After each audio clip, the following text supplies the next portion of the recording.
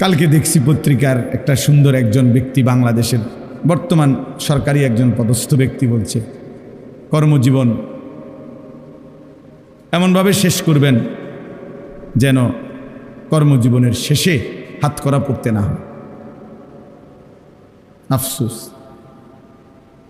আফসোস এটা যে কেমন জিন্দিগি, যে জিন্দিগি হাতের আঙ্গুলের ইশারায় দাপটে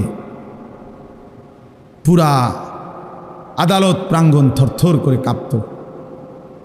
আজকে সেই মানুষ যখন আদালতে যায় তো সাধারণ মানুষ পিছন দিয়ে থাবড়ায়। হায় অহংকারী, অহংকার কর, হায় ক্ষমতা, হায় ক্ষমতা, কি নিদারুণ অপমান। নির্বাক তাকায় রয়েছে, একটা শব্দ উত্তর দেয় না। কি বলবে এরপরে? আর কি বলবে এরপরে? আর কি বেইজ্জতি হইতে পারে যে পথচারী ঘাড় সাইয়া থাপড়াইতে আছে পুলিশের ব্যারিকেডের ভিতরে। এই সেই আদালত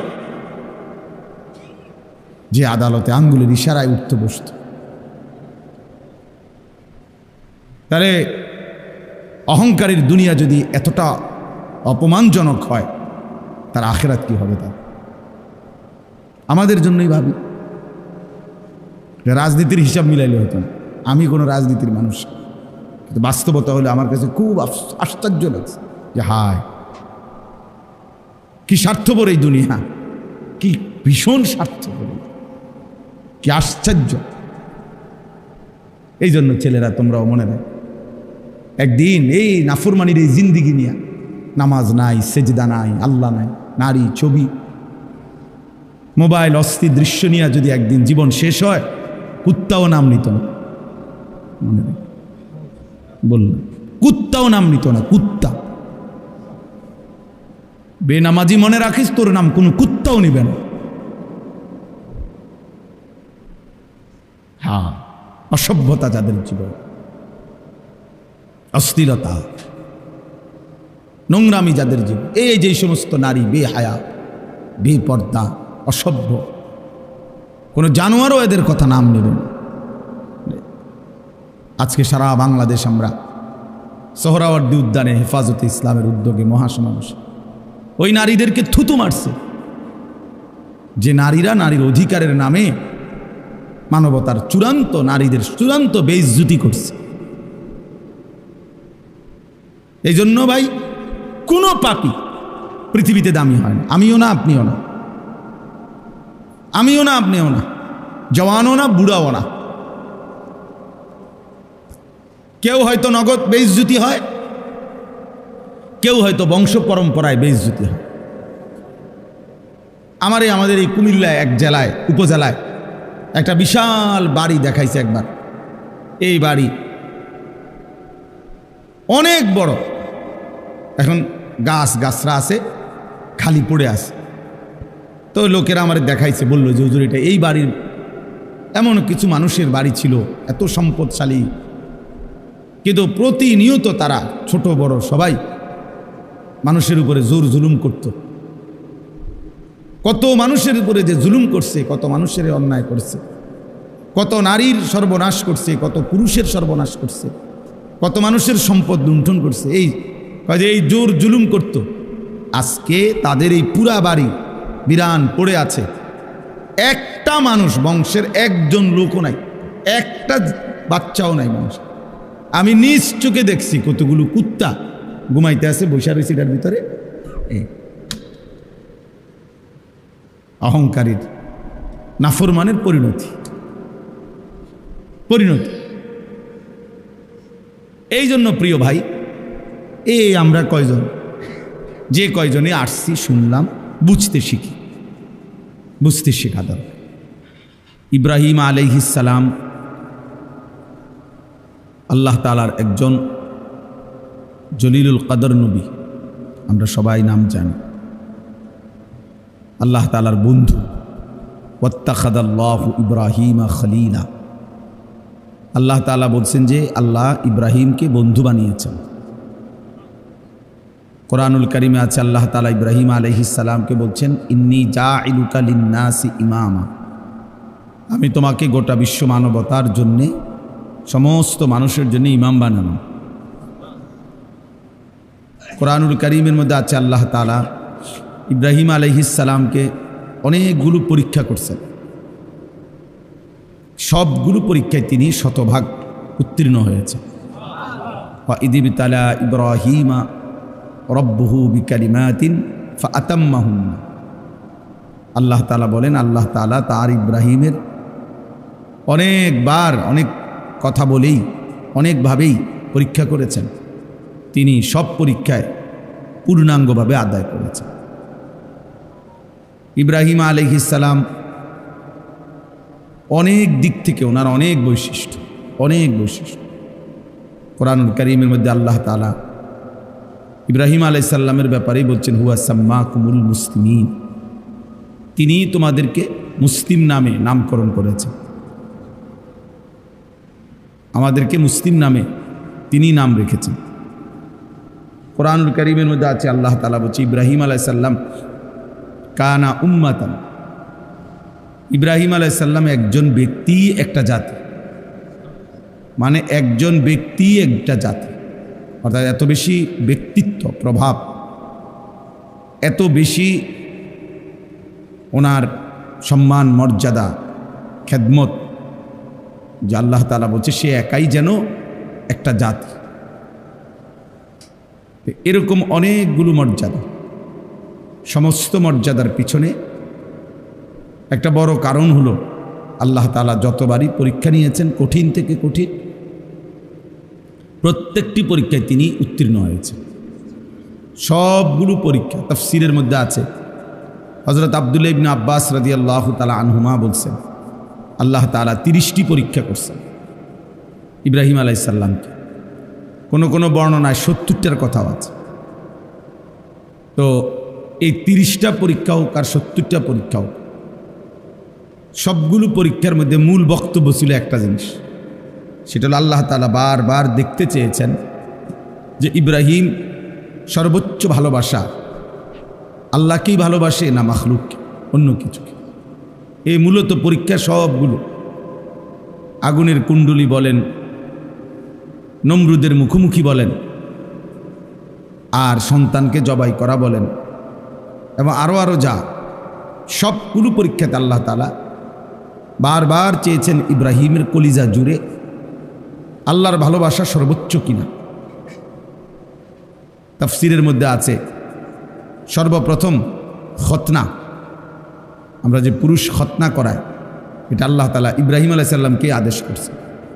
বয়সকালে ইব্রাহিম আলাইহিস সালাম নিজের খতনা নিজে করাইছে, আল্লাহর হুকুম মেনে নিছে। সর্বপ্রথম চুল দাড়ি সাদা হয়েছে ইব্রাহিম আলাইহিস সালাম, অর্থাৎ এর আগে মানুষের চুল দাড়ি সাদা হতো না, কালোই থাকতো মৃত্যু পর্যন্ত, বুড়া হইল। এইটার জন্য অনেক বিদ্রুপ কওমের সহ্য করতে হয়েছে ওনাকে। সবাই বলছে ধর্মান্তরিত হওয়ার কারণে, বাপদাদার ধর্ম ছেড়ে দেওয়ার কারণে এমন হয়েছে, কিন্তু তিনি আল্লাহ তাআলার ভালোবাসায় সেটা গ্রহণ করে নিয়েছেন। ছোটবেলায় ওনার আব্বা মা মূর্তি পূজা করত, মূর্তি পূজা করতো না শুধু, ওনার আব্বা মূর্তি বিক্রি করতো বানাইয়া। তাহলে মূর্তি বিক্রেতার ঘরে জন্ম নিয়েও আপন মা বাবাকে একবারে প্রথম থেকেই তিনি মূর্তির বিরোধিতা করছেন, তাওহীদের দাওয়াত দিয়েছেন। এটা অনেক বড় মহব্বত এবং হিম্মতের ব্যাপার। ইয়া আবাতি লিমা তা'বুদু মা লা ইয়াসমাউ ওয়া লা ইউবসিরু ওয়া লা ইউগনি আনকা শাইআ। কোরআন শরীফে আছে, তিনি তার পিতাকে বললেন, হে বাবা, আপনি কিসের ইবাদত করেন? মা লা ইয়াসমাউ, যে কিছুই শোনে না, ওয়া লা ইউবসিরু, যে কিছু দেখেও না, ওয়া লা ইউগনি আনকা শাইআন, যে কোনো সামান্যতম উপকারও করতে পারে না। এই ফালতু মূর্তির কেন পূজা করে, ইবাদত করে? তার বাড়ি ছোট্টবেলার থেকেই তিনি আল্লাহর ভালোবাসায় বাবা মার কুফুরিও 1 সেকেন্ডের জন্য মেনে নেননি, করেন নাই।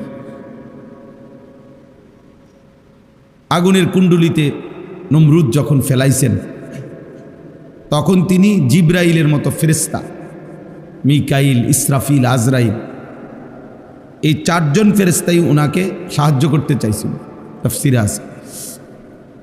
কিন্তু উনি ওদের সাহায্যও প্রত্যাখ্যান করছে, বুঝছে না, তোমরাও লাগবে না, যাও, যার জন্য আমি আগুনে পড়তে যাচ্ছি তিনি আমাকে দেখতেছেন, তিনিই আমার জন্য যথেষ্ট। হাসবি আল্লাহ, হাসবি আল্লাহ, ইব্রাহিম আলাইহিস সালামের বাক্য, আমার জন্য আল্লাহই যথেষ্ট। 84 বছর বয়সে অনেক কান্নাকাটির পরে আল্লাহ তাআলা ওনার ছেলে ইসমাঈলকে দিয়েছিলেন, একটা সন্তান দান করছিলেন। তো আল্লাহ তাআলা বলছেন তুমি সন্তানটাকে আদর করবা না, চুমা দিবা না, কোলে নিবা না। বলছি ঠিক আছে, তো দেন নাই, আদর করেন না, আপনি শুধু তাকাইয়া দেখতেন। আল্লাহর ভালোবাসার পরীক্ষা দিচ্ছে, তাফসিরে আছে এই কথা। কিছুদিন পরে আল্লাহ তাআলা বলছেন এতদিন তো দেখতে দিছি শুধু, এবার দেখতেও দেব না, চোখের আড়ালে এই বাচ্চা এবং বাচ্চার মা হাজেরাকে দূরে মরুভূমিতে রেখে আস। ঠিক আছে। তো আল্লাহ তাআলার হুকুমে কাবা ঘরের পাশে, তখন কাবা ঘরের প্রাচীর ছিল না, এই কাবার পাশে মক্কায় মরুভূমিতে গাছপালা, তরুলতা, পানি, মানুষ, জনবসতিহীন, একেবারেই ধুধু মরুভূমিতে, একেবারেই একা রেখে আসছে। এরপরে কিছুদিন পরে আল্লাহ তাআলা বলছেন প্রথম তো দিলাম কিন্তু দেখতে দেইনি, কোলে নিতে দেইনি, দেখতে দিছি, এখন দূরে সরাই দিছি। তো মনে মনে সান্ত্বনা ছিল, আচ্ছা যাক, ফুট না দেখলে কিছু আছে, তো দূরে হলেও আছে। তো আল্লাহ তাআলা এবার বললেন না, আর দুনিয়াতেই থাকবে না, বরং তাকে জবাই করে আমার কাছে দিয়ে দাও। তিনি বললেন ঠিক আছে, আসলাম, আল্লাহ আমি মেনে নিলাম, আমি মেনে নিলাম। এবং ঠিকই বাস্তবিক অর্থেই সন্তানের গর্দানে, মিনার ময়দানে গর্দানের মধ্যে ছুরি রাখছেন, জবাই করতেই চাইছেন। আল্লাহর কুদরতে জবাই হয় নাই সেটা তো ভিন্ন কথা, কিন্তু তিনি এক বিন্দুও মূলত কোনো রকম লৌকিকতা বা নয়সয় বা এমনে এমনে যে না, বাস্তবিক অর্থেই তিনি কি করতে চাইছেন, জবাই করতে চাইছেন। আরও অনেক আছে তাফসিরের মধ্যে, মানে একটার থেকে একটা অনেক কঠিন পরীক্ষা ছিল, কিন্তু প্রতিবারই তিনি আল্লাহর ভালোবাসায় সমস্ত পরীক্ষায় উত্তীর্ণ হয়েছেন। কোরআনুল কারীমের মধ্যে আছে, আল্লাহ তাআলা বলছেন ওয়াল্লাযীনা আমানু আশাদ্দু হুব্বান লিল্লাহ, যারা মুমিন তারা সবচেয়ে বেশি ভালোবাসে আল্লাহকে। এজন্য মুমিনের সবচেয়ে বড় ভালোবাসা আল্লাহর জন্য।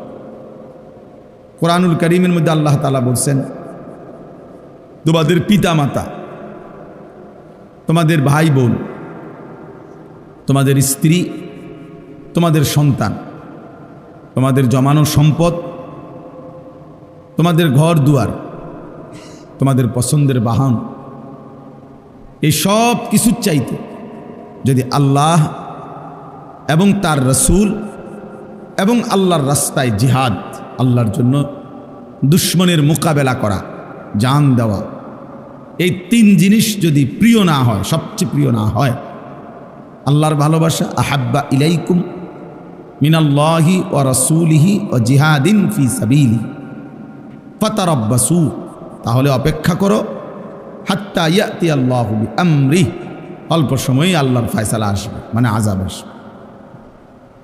যে জাতির মধ্যেই মুসলমান মুমিন পরিচয়দারী, ইমানদারের পরিচয়দারী, আল্লাহর ভালোবাসা কম, রাসূলুল্লাহ সাল্লাল্লাহু আলাইহি ওয়াসাল্লামের ভালোবাসা কম, এবং জিহাদ ফি সাবিলিল্লাহ, আল্লাহর জন্য জীবন দেওয়া, আল্লাহর দ্বীনের জন্য নিজেকে কোরবানি করার জন্য পেশ করা, এই মানসিকতা যার মধ্যেই কম, তা আল্লাহ তাআলা বলছে তারা যেন আযাবের অপেক্ষা করে।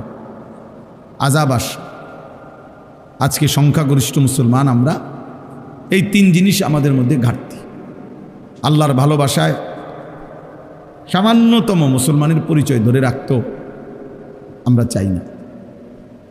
কিশোর বলেন, যুবক বলেন, বৃদ্ধ বলেন, যেই মিথ্যা অন্যায় অপরাধের সাথে জড়িত, উনি এটা ছাড়বার কোনো মানসিকতাই নেই, প্রস্তুতিই নাই, ইচ্ছাও নেই।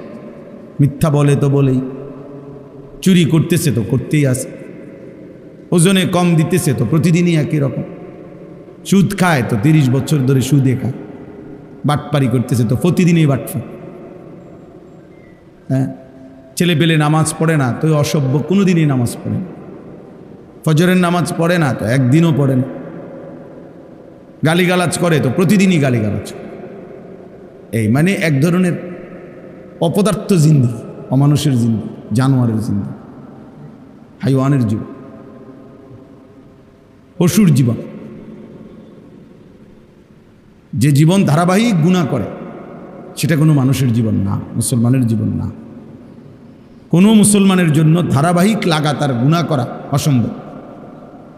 আর যেই কোনো মুসলমানের জন্য গুনাহ হওয়া সম্ভব। গুনাহ হবেই, অপরাধ হবেই, এটা স্বাভাবিক। কিন্তু অপরাধ লাগাতার করতে থাকা এটা অস্বাভাবিক। এইটা স্বাভাবিকতা না। বোঝা গেছে সে তার নিজের পরিচয়, কর্তব্য ভুলে গেছে। প্রত্যেক দিন একই রকম পাপ, এটা হতেই পারে না মুসলমানের দ্বারা, মানুষের দ্বারা। হুঁচট খাইতে পারে কেউ, নিয়ম হইলেও কেউ চলার পথে জীবনে হুঁচট খাইতে পারে, পিছলা খাইতে পারে, কখনো সখনো কারো কোনো কাজে ভুল হইতে পারে, ব্যর্থতা হইতে পারে, লস হইতে পারে। কিন্তু যে কোনো দুনিয়ার ব্যবসায়ীও এটা বুঝবে যে কেউ লাগাতার 30 বছর প্রতিদিন লস খায় না। কেউ 30 বছর বাড়ির রাস্তা দিয়া বাজারে যায়, প্রত্যেক দিনে আচার খায়, এমন হয় না। এটা আহাম্মকি কথা। এটা কেউ শুনলে বিশ্বাস করবে না। একদিন পিছলা খাইছে তো 2 দিন 3 দিন সে সতর্ক হয়ে যায়, যেখানে একটু জায়গাটা একটু পিছলা, একটু সতর্ক হয়ে হাঁটতে হয়। তাইলে এটা খুব জরুরি বিষয়। আল্লাহ তাআলার ভালোবাসা, রাসূলুল্লাহ সাল্লাল্লাহু আলাইহি ওয়াসাল্লামের ভালোবাসা, আল্লাহর রাস্তায় জিহাদের প্রতি ভালোবাসা। আমাদের নওজোয়ান ছেলেরা যদি এতটুকু বুঝতো, আল্লাহর জন্য জীবন দেওয়া, আল্লাহর দ্বীনের জন্য সর্বোচ্চ ত্যাগ স্বীকার করা, তাহলে ইসলাম আরো অনেক আগাইত, দুশ্মন আরো বেশি ভয় পাইত। কিন্তু ছেলে পেলেদের চেহারা সুরত দেখলে ইবলিসও হাসে। ছেলে মেয়েদের চলাফেরা দেখলে শয়তানও হাসে। শয়তানও বলবে যে আমিও তো এত শয়তানি জানি না। এত বিচিত্র চুল, এত বিচিত্র শয়তানি, দুষ্টামি, গুনাহ, অশ্লীলতা, অসভ্যতা, আহা, আফসোসের ব্যাপার। মানে ইবলিসও হাসে, শয়তানও হাসে। সম্পূর্ণ এই লাখ লাখ ছেলে পেলে, ছেলে মেয়ে শাহওয়াতের গোলাম। মনের একটা অসভ্য চাহিদা আছে, লজ্জাস্থানের একটা চাহিদা আছে, এইটার গোলাম। এর জন্যই নারী দেখে, ছবি দেখে, নাচ দেখে, সারাদিন মোবাইল একটা লইয়া, রোদ গরম শীত বর্ষা আগুন পানি, হুজুর পাবলিক, বয়স্ক মানুষ, জোয়ান মানুষ, মসজিদ মাদ্রাসা, যেখানে যাইবেন অপদার্থের হাত থেকে এটা ছুটে না।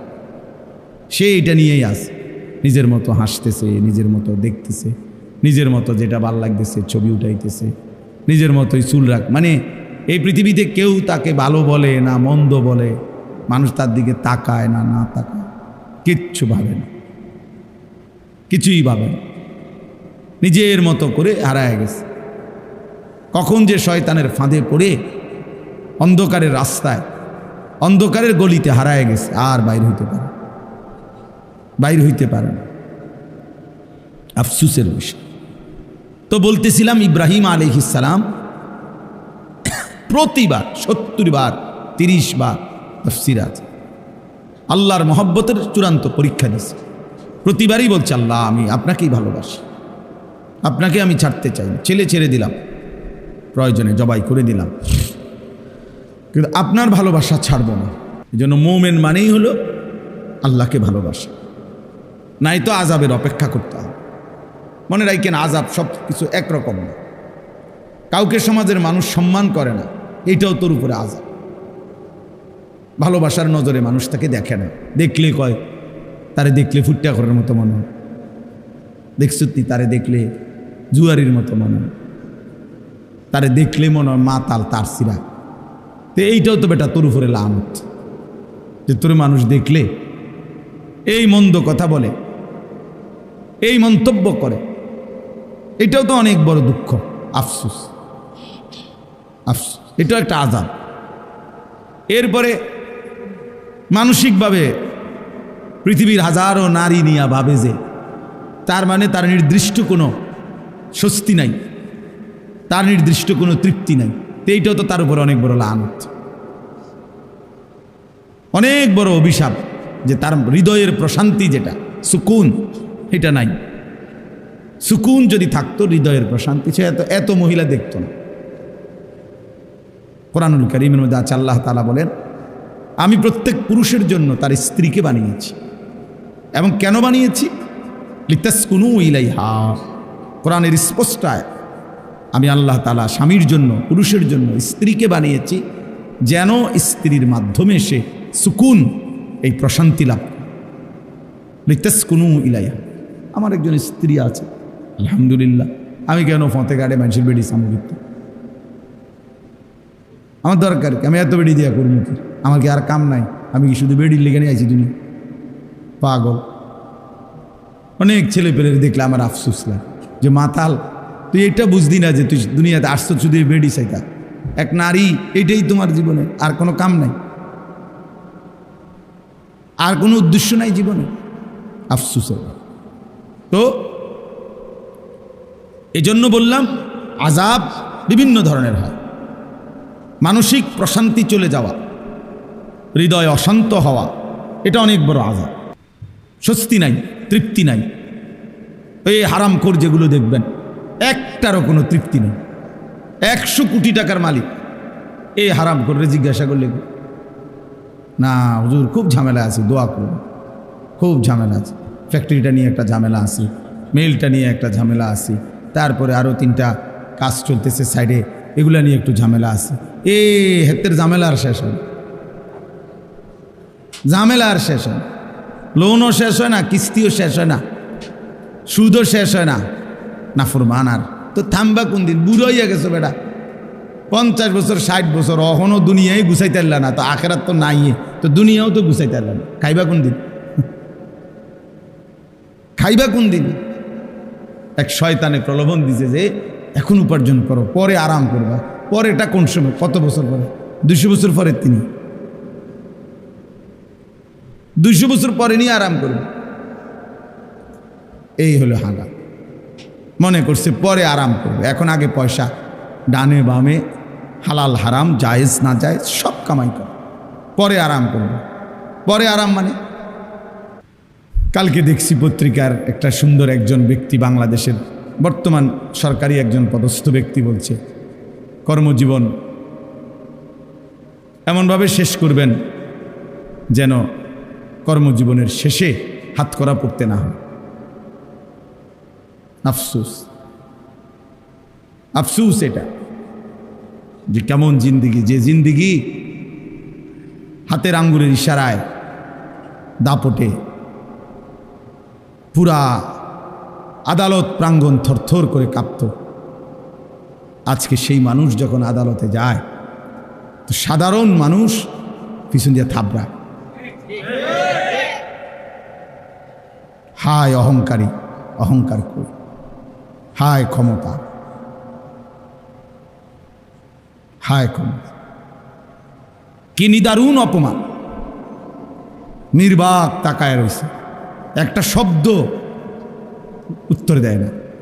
কি বলবে এরপরে? আর কি বলবে এরপরে? আর কি বেইজ্জতি হইতে পারে? যে পথচারী ঘাড় সাইয়া থাপড়াইতেছে পুলিশের ব্যারিকেডের ভিতরে, এই সেই আদালত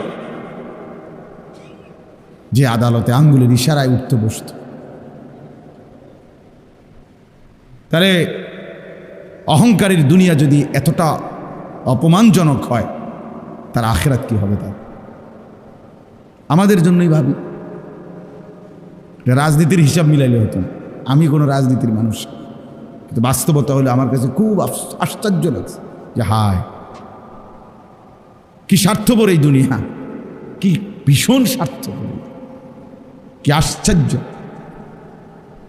এই জন্য ছেলেরা তোমরাও মনে রাখ, একদিন এই নাফরমানির এই জিন্দিগি নিয়ে, নামাজ নাই, সেজদা নাই, আল্লাহ নাই, নারী, ছবি, মোবাইল, অস্থির দৃশ্য নিয়ে যদি একদিন জীবন শেষ হয়, কুত্তাও নাম নিত না। মনে রাখ, বলল কুত্তাও নাম নিত না। কুত্তা বেনামাজি মনে রাখিস, তোর নাম কোনো কুত্তাও নিবে না। হ্যাঁ, অসভ্যতা যাদের জীবন, অস্থিরতা, নোংরামি যাদের জীবন, এই যে সমস্ত নারী বেহায়া, বেপর্দা, অসভ্য, কোনো জানোয়ারও এদের কথা নাম নেবেন। আজকে সারা বাংলাদেশ আমরা সোহরাওয়ার্দী উদ্যানে হেফাজতে ইসলামের উদ্যোগে মহাসমাবেশ, ওই নারীদেরকে থুতু মারছে যে নারীরা নারীর অধিকারের নামে মানবতার চূড়ান্ত, নারীদের চূড়ান্ত বেইজ্জতি করছে। এই জন্য ভাই, কোনো পাপী পৃথিবীতে দামি হয় না। আমিও না, আপনিও না, আমিও না, আপনিও না, জওয়ানও না, বুড়াও না। কেউ হয়তো নগদ বেইজ্জতি হয়, কেউ হয়তো বংশ পরম্পরায় বেইজ্জতি হয়। আমাদের এই কুমিল্লায় এক জেলায়, উপজেলায় একটা বিশাল বাড়ি দেখাইছে একবার। এই বাড়ি অনেক বড়, এখন গাছরা আছে, খালি পড়ে আছে। তো লোকেরা আমার দেখাইছে, বললো যে হুজুর, এটা এই বাড়ির এমন কিছু মানুষের বাড়ি ছিল, এত সম্পদশালী, কিন্তু প্রতিনিয়ত তারা ছোট বড় সবাই মানুষের উপরে জোর জুলুম করত। কত মানুষের উপরে যে জুলুম করছে, কত মানুষের অন্যায় করছে, কত নারীর সর্বনাশ করছে, কত পুরুষের সর্বনাশ করছে, কত মানুষের সম্পদ লুণ্ঠন করছে। এই জোর জুলুম করত। আজকে তাদের এই পুরা বাড়ি বিরান পড়ে আছে, একটা মানুষ, বংশের একজন লোকও নাই, একটা বাচ্চাও নাই মানুষ। আমি নিজ চোখে দেখছি কতগুলো কুত্তা ঘুমাইতে আছে, বৈশা রয়েছে এটার ভিতরে। অহংকারীর, নাফরমানের পরিণতি। এই জন্য প্রিয় ভাই, আমরা কয়জন, যে কয়জনে আসছি, শুনলাম, বুঝতে শিখি, বুঝতে শেখা দরকার। আল্লাহকে ছেড়ে তো ইজ্জত মেলে না, সম্মান মেলে না। হয় নগদ, নয়তো বংশ পরম্পরায় হলেও একদিন বেইজ্জতি হইতে হয়। আমার কাছে কিতাব আছে, তাফসিরে আছে, ইমাম আমাশ রাহমাতুল্লাহ আলাইহি বলছে, প্রত্যেক সুদখোর পরবর্তী 40 থেকে বছরের ব্যবধানে তার বংশধরকে, পরবর্তী প্রজন্মকে আল্লাহ বেইজ্জতি করবেই করবে এবং নিশ্চিহ্ন করে দিবে। হ্যাঁ, এই জন্য বাবাদেরকেও বলি, ছেলেদেরকেও বলি, আমারও বলি, লম্বা সময় বয়ান করার সুযোগ আজকে নাই। আমরা প্রত্যেকে খেয়াল করি আল্লাহর ভালোবাসা। তো বলতেছিলাম, ইব্রাহিম আলাইহিস সালাম আল্লাহর ভালোবাসায় চূড়ান্ত প্রমাণ দিছেন, কোনোভাবে কোনো কিছুতেই আর কষ্ট করার দরকার নেই, এখনই শেষ। আল্লাহর ভালোবাসায় চূড়ান্ত পরীক্ষা দিয়ে উত্তীর্ণ হয়েছেন। প্রতিবারই আল্লাহর ভালোবাসায় প্রমাণ দিছেন যে আল্লাহ, আমি আপনাকেই ভালোবাসি। তো আল্লাহ তাআলা এর বিনিময়ে ইব্রাহিম আলাইহিস সালামকে দিয়ে আল্লাহর ঘর কাবা পুনর্নির্মাণ করাইছিলেন। আল্লাহ বলছি, ইব্রাহিম যা, সারা জিন্দিগির এই তোমার ত্যাগ, কোরবানি, তোমার এই পরীক্ষায় আমি আল্লাহর ভালোবাসার চূড়ান্ত প্রমাণ, সারাটা জীবন তুমি যা দিয়েছ, বিনিময়ে আজ আমি তোমারে আমার ঘর কাবা, গোটা কায়নাতের হেদায়েতের মার্কাজ, বুদি আলিন নাস, বিশ্ব মানবতার হেদায়েতের জন্য আমি আল্লাহ তাআলা যে ঘর বানিয়েছি, সেই ঘর আমি নূহ নবীর তুফানের সময় প্রাচীর তুলে নিয়েছিলাম, ছিল না এতদিন। এখন তোমার মাধ্যমে আমি সেই ঘর পুনরায় নির্মাণ করলাম। তো আল্লাহ তাআলা ঘর নির্মাণ করাইয়া এবার ইব্রাহিম আলাইহিস সালামকে বললেন, এখন কি করবা? তো আল্লাহ তাআলা বললেন, ওয়াআদ্দিন ফিন্নাসি বিল হজ, সারা পৃথিবীর আমার বান্দাদেরকে আমার এই ঘরের উদ্দেশ্যে, কাবা ঘর, এই ঘরের উদ্দেশ্যে হজ আদায় করার জন্যে ঘোষণা দাও, ঘোষণা দাও। ইব্রাহিম আলাইহিস সালাম বললেন, আয় মাওলা, এক মরুভূমি, এখানে তো কোনো মানুষই তেমন উল্লেখযোগ্য নাই, অল্প কয়টা মানুষ। এখন আমার ছেলে ইসমাইল হাজেরার সাথে আরও কিছু মানুষ জুড়ছে, তা তো সামান্য। তো আমি এই পৃথিবীর সব মানুষকে কিভাবে হজ্জের ঘোষণা দেব আপনার ঘরের উদ্দেশ্যে? তো আল্লাহ তাআলা বললেন, ইব্রাহিম, নিদা মানে আহ্বান, আজান, ডাকা, এটা তোমার দায়িত্ব, পৌঁছানো আমার দায়িত্ব। ওয়া আলাইয়াল বালাগ, পৌঁছানো আমার দায়িত্ব, তুমি দাও, তুমি আজান দাও, তুমি আজান দিয়ে রাখো। এরপরে শোনো, ইয়াতুকা রিজালান ওয়া আলা কুল্লি যামিরিন ইয়াতিনা মিন কুল্লি ফাজ্জিন আমিক। তখন দেখবা আগামীর কিয়ামত পর্যন্ত কাছের মানুষগুলো পায়ে হেঁটে আর পৃথিবীর একেবারে সর্বোচ্চ দূর দূরান্ত থেকে মানুষগুলো বাহনে চড়ে আমার এই ঘরের উদ্দেশ্যে আসবে, ঘরের উদ্দেশ্যে আসবে। ফলে যুগ যুগ ধরে আল্লাহ পাক রব্বুল আলামিন সারা পৃথিবীর শেষ প্রান্তেও যেই মোমেন থাকে, ইমানদার থাকে, আল্লাহ তাআলা তার কলবেও আল্লাহর ঘরের প্রতি এক চরম আকর্ষণ আল্লাহ দান করছে।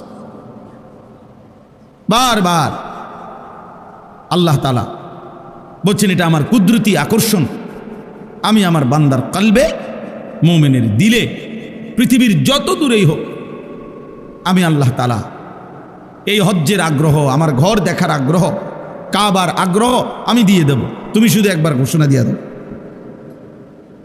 ইব্রাহিম আলাইহিস সালাম ঘোষণা দিচ্ছেন। এবার যেন ইব্রাহিম আলাইহিস সালাম আল্লাহকে জিজ্ঞেস করলেন, আল্লাহ,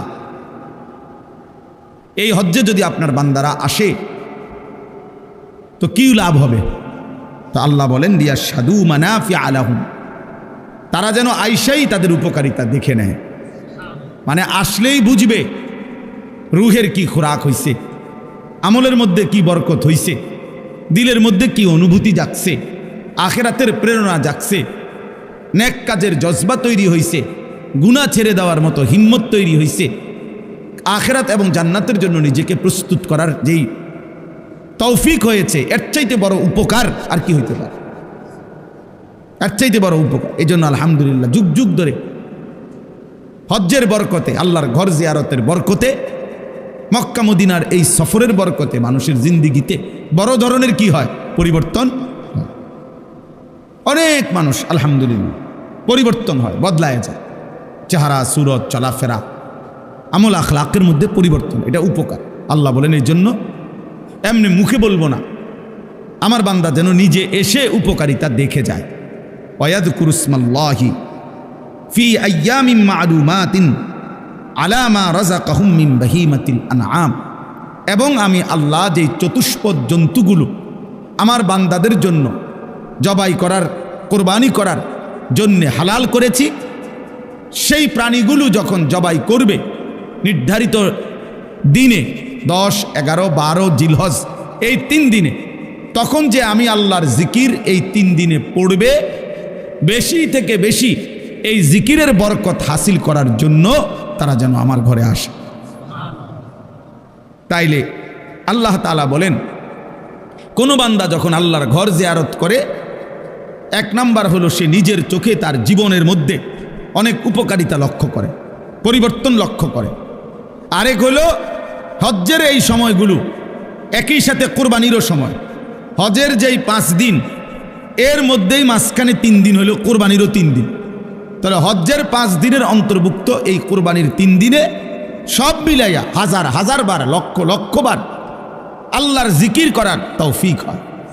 লব্বাইক আল্লাহুম্মা লব্বাইক লব্বাইক লা শারীকা লাক লব্বাইক ইন্নাল হামদা ওয়ান নি'মাতা লাক ওয়াল মুলক লা শারীকা লাক।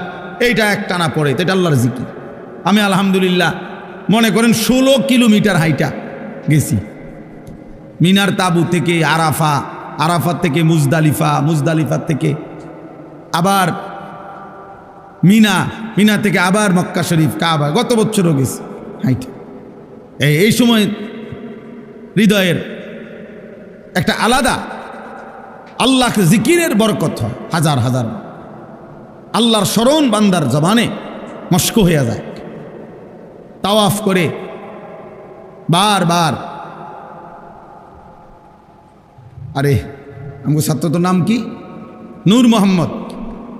এই আমার একজন ছাত্র আছে, আমি খুব সময় কোন সালে যেন 2018 সালে খুব সময় মনে হয় না কি জানি।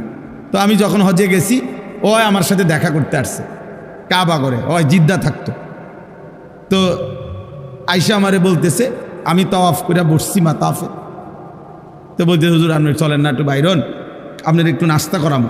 আমি বলছি না, আমার তো আরও 10টা তাওয়াফ পুরামু, তো তুই বয়, আমি একটু পরে বাইরন। তো আমাদের সাথে একজন কইতেছে, কয়টা তাওয়াফ? তো এবারে বললেও যে 10টা তাওয়াফ। 10টা তাওয়াফ মানে 70 চক্কর, 7 চক্করে 1 তাওয়াফ। তো আমি অনেক একটু আগের থেকে শুরু করছি, টানা একটু পর পর জিরাইয়া নিয়ত করছিলাম 10 তাওয়াফ করুন।